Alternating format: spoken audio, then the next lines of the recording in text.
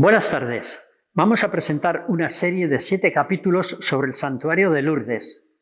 En la primera parte de cada capítulo, un ponente del Servicio de Formación de la Hospitalité versará sobre la historia de Lourdes y en una segunda parte el padre Horacio Brito, antiguo rector del santuario y actualmente capellán general de la Hospitalité de Lourdes, tratará sobre el mensaje que la Virgen quiere transmitirnos. Damos paso al capítulo de hoy.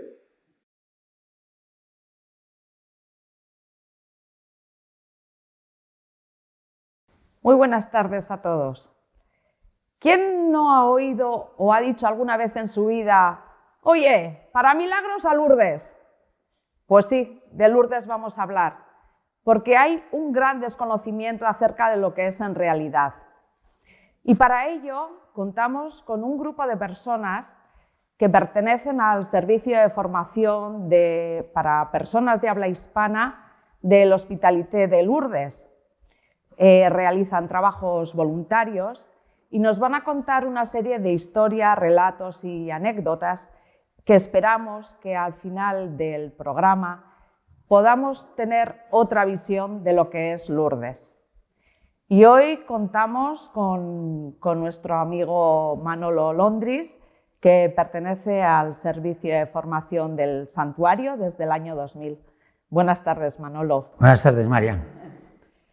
Bueno, sabemos que antes de la pandemia, la ciudad de Lourdes llegaba a recoger hasta 6 millones de personas entre visitantes y peregrinos. Exactamente. Pero, ¿en qué momento de la historia comienzan los hechos que ha dado lugar a esta peregrinación? Los sucesos de Lourdes comienzan 17 años antes de las apariciones, un 1 de julio.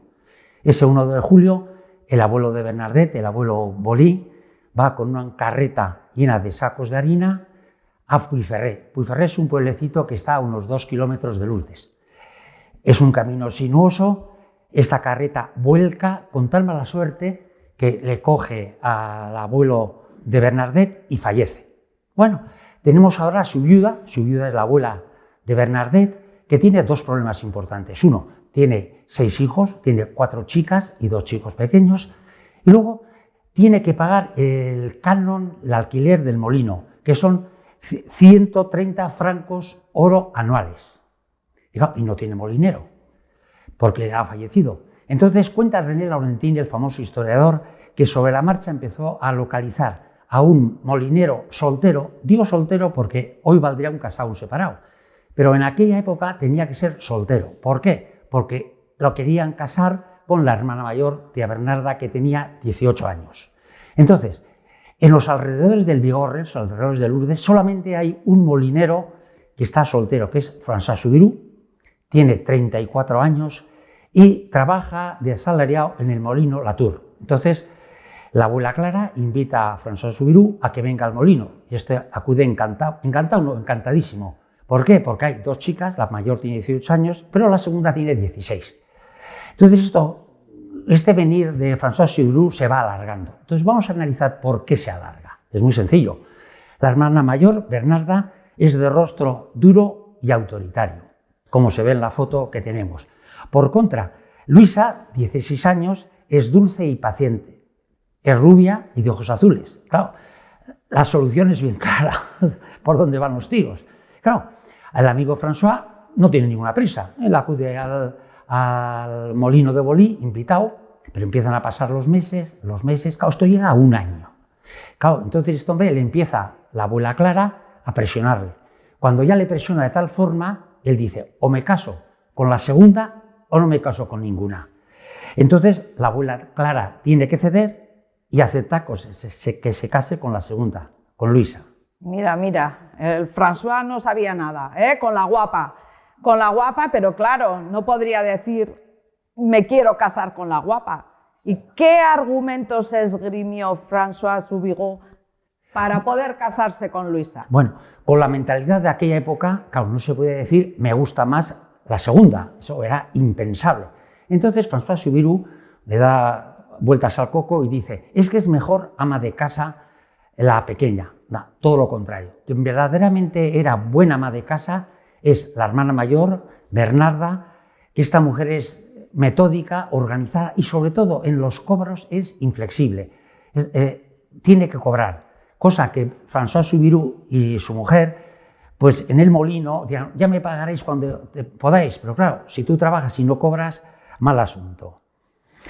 Al final se fija la fecha de la boda. Fallece la madre de François Soubirous, entonces tienen que hacer un luto que dura un año. Claro, en este lapsus de tiempo no puede estar el molino parado, entonces se piensa que hacer el matrimonio civil, con lo cual el molino ya tiene al frente a un profesional y puede funcionar perfectamente. François no entrará en el molino hasta una vez que se case. Una vez que se case, lógicamente, por la iglesia, justo al año, nace Bernadette.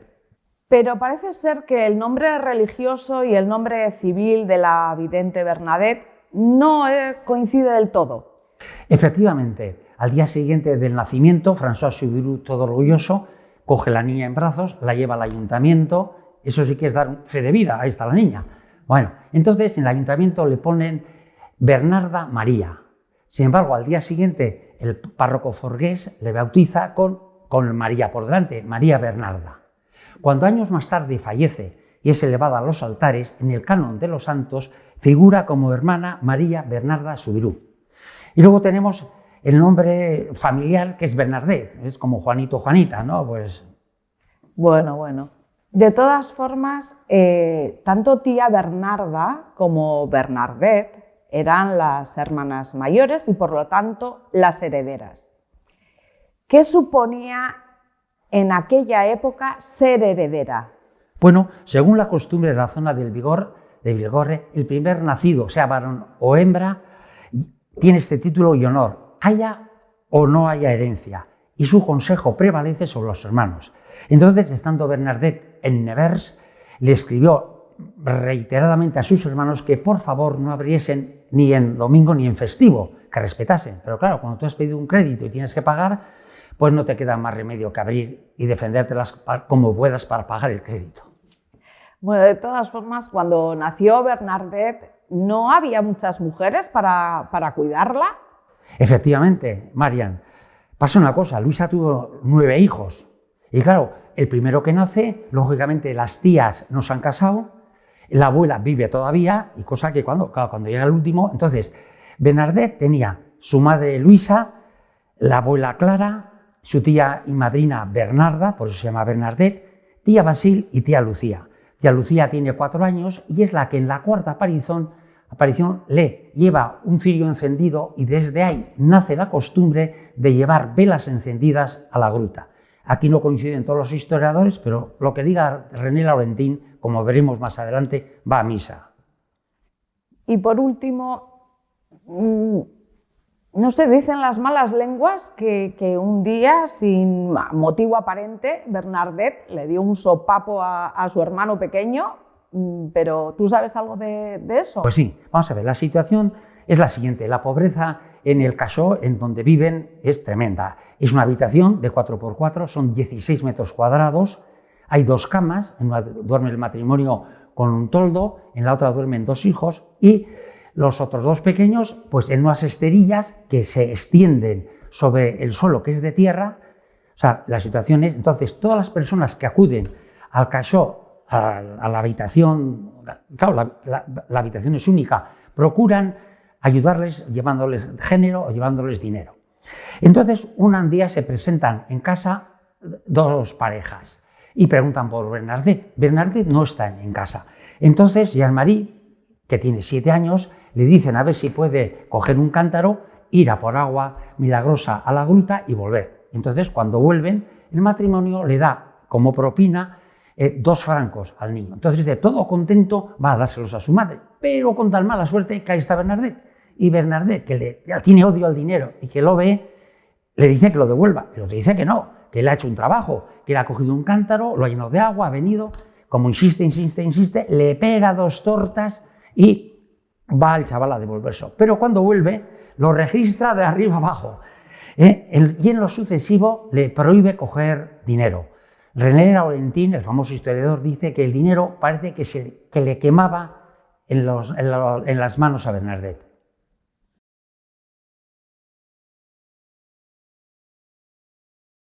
Muy buenas a todos los que nos están viendo. Hoy tenemos con nosotros al padre Horacio Brito, que es de origen argentino. Muy buenas tardes, padre. Buenas tardes, Miren.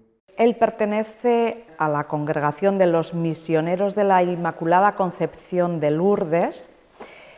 Desde el año 2008 al 2015 fue rector del Santuario de Lourdes y hoy en día es capellán de la hospitalidad de todo lo que es Lourdes a nivel mundial.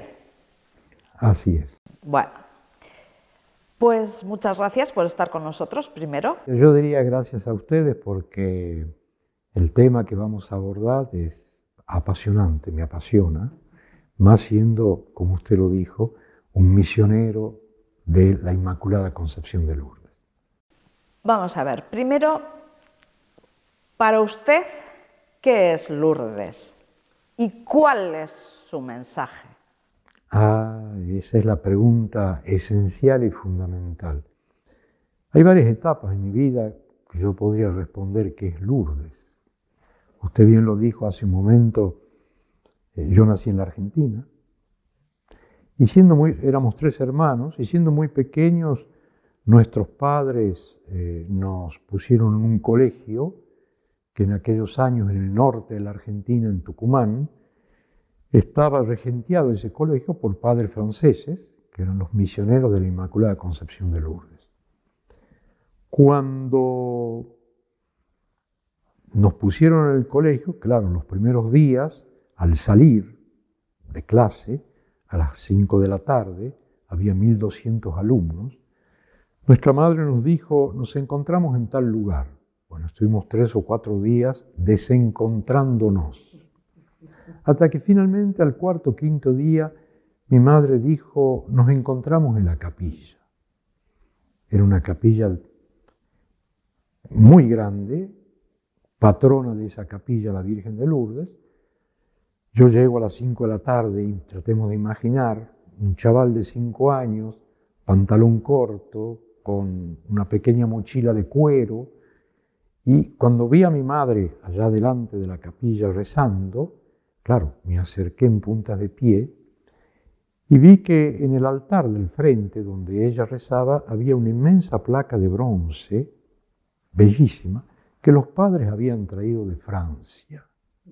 Bueno, vi que mi madre rezaba allí, me acerqué y le dije, mamá, ¿qué es eso? Y ella me dijo, eso es Lourdes. Yo entendí ahí, escuché por la primera vez la palabra Lourdes y le pregunté, ¿y qué es Lourdes? Y me dijo, Lourdes es allí donde encontrarás a tu mamá del cielo. Me tomó de la mano y dijo, la vamos a saludar y dijimos un Ave María juntos. Es que realmente mi madre, que tendría 32, 33 años, pensaba que un día ese hijo que estaba detrás estaría a 17.000 kilómetros de distancia como rector con esa responsabilidad de ese santuario de Lourdes. Pero me preguntó qué es Lourdes. Para mí Lourdes era esa placa de bronce. Ahora bien, cuando alguien va a Lourdes por la primera vez, supongamos, y pasa un día y participa de una de las grandes procesiones, al terminar el día dirá, Lourdes son las procesiones. Un grupo de jóvenes que pasó en la ciudad de los jóvenes 3 o 4 días, cuando regresa dirá, Lourdes son los jóvenes. Alguien que escucha o que vive el rosario de Lourdes todos los días dirá, Lourdes es el rosario. Si usted está en América Latina y habla de Lourdes, le dirán, Lourdes es la Virgen María. ¿Quién lo puede negar? Los lourdeses, los habitantes de Lourdes dirán, Lourdes es Bernardita, porque nos pertenece, porque es nuestra. Yo diría, esas son distintas puertas de entradas a lo que es Lourdes. En realidad, Lourdes es una gracia, y no cualquier gracia. Yo diría es la gracia primera del Evangelio, de la cual nos habla San Marcos, a través del profeta Juan Bautista. Conviértanse porque el reino de Dios está cerca. En efecto, cuando Bernardita contempla a la Virgen María, no está contemplando una diosa. La Virgen María es un ser humano. Nació, fue niña, adolescente, joven, mujer adulta, mujer cargada de años, soltera, estuvo de novia, esposa de José, viuda, madre. Es un ser humano. Es un ser humano trabajado por Dios. Es un ser humano tomado por Dios y que nos muestra esa promesa que Dios nos hace a todos nosotros, de una humanidad nueva. Al contemplar, yo diría, a María, Bernardita contempla su propia humanidad, tal como Dios la quiere para nosotros. Y por eso es que ella, durante su vida, Bernardita, va a comenzar todo un proceso de conversión. Conviértanse porque el reino de Dios está cerca. Contemplando a la Virgen, Bernardita contempla o gusta algo del reino de Dios y por eso entra en ese proceso de cambio en su vida. Nadie tiene ganas de convertirse ni de cambiar si no le muestran algo mejor. Y yo creo que la gracia de Lourdes es esa, es descubrir que nuestra vida no está llamada a agotarse en esta humanidad, pero nuestra vida está llamada a abrirse a esa presencia de Dios y a participar de la vida misma de Dios, y diríamos, nuestra humanidad está llamada a ser divinizada. La segunda pregunta que usted me hizo es, ¿y qué es el mensaje de Lourdes? Ahora, en sus contenidos más concretos, yo diría, el mensaje de Lourdes son, en primer lugar, el encuentro entre María y Bernardita, que es fundamental, encuentro entre dos personas, las palabras que María le confía a Bernardita, luego la experiencia de Bernardita y cómo ella transmitió esas palabras, y finalmente forma parte del mensaje de Lourdes la experiencia propia de cada peregrino. Porque cuando un peregrino va a Lourdes y vuelve con su experiencia, yo me pongo de rodillas, porque es su experiencia de Dios, es la experiencia de la gracia, no necesariamente mi propia experiencia. Creo que todos esos componentes pueden decirnos un poquito, pero muy mal dicho, qué es Lourdes y qué es el mensaje de Lourdes. Bueno, sabemos que Lourdes, se conoce, el santuario de Lourdes es conocido a nivel mundial. También hay otros santuarios, que puede ser el de Guadalupe, el de Fátima, el de Loreto, el de la Aparecida. ¿Qué es lo que tiene Lourdes a diferencia de las demás? Yo diría que las particularidades del santuario de Lourdes son, en primer lugar, yo diría, las peregrinaciones que duran 3 o 4 días. Es muy particular de Lourdes. En general, en los otros santuarios del mundo es un día o 2. Es decir, hay que decir que en Lourdes se desarrolló de una manera integral lo que se llama la peregrinación.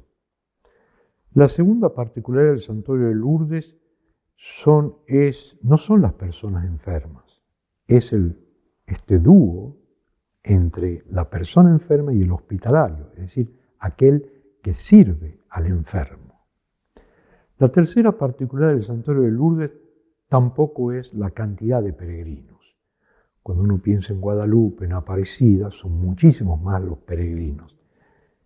Pero hay una dimensión internacional del santuario de Lourdes que no se da en los otros santuarios.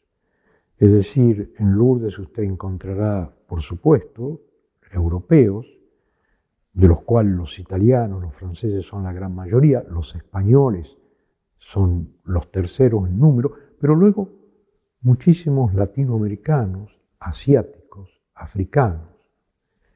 ¿Y por qué? Porque creo que todos se identifican de alguna manera con esta niña Bernardita, del cual hablaremos dentro de unos momentos. Y también porque los elementos de Lourdes son muy fáciles de inculturar, que se adapten a la cultura de cada uno. ¿Cuáles son? El agua, la luz, la roca, la oración, el encuentro entre los peregrinos.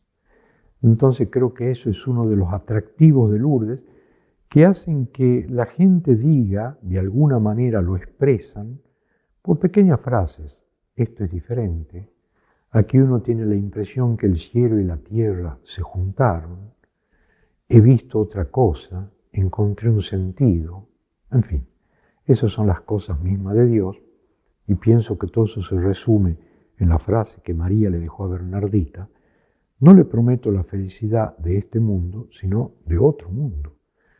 Pero no es otro mundo que empieza después de la muerte, sino encontrar un sentido profundo a nuestra existencia.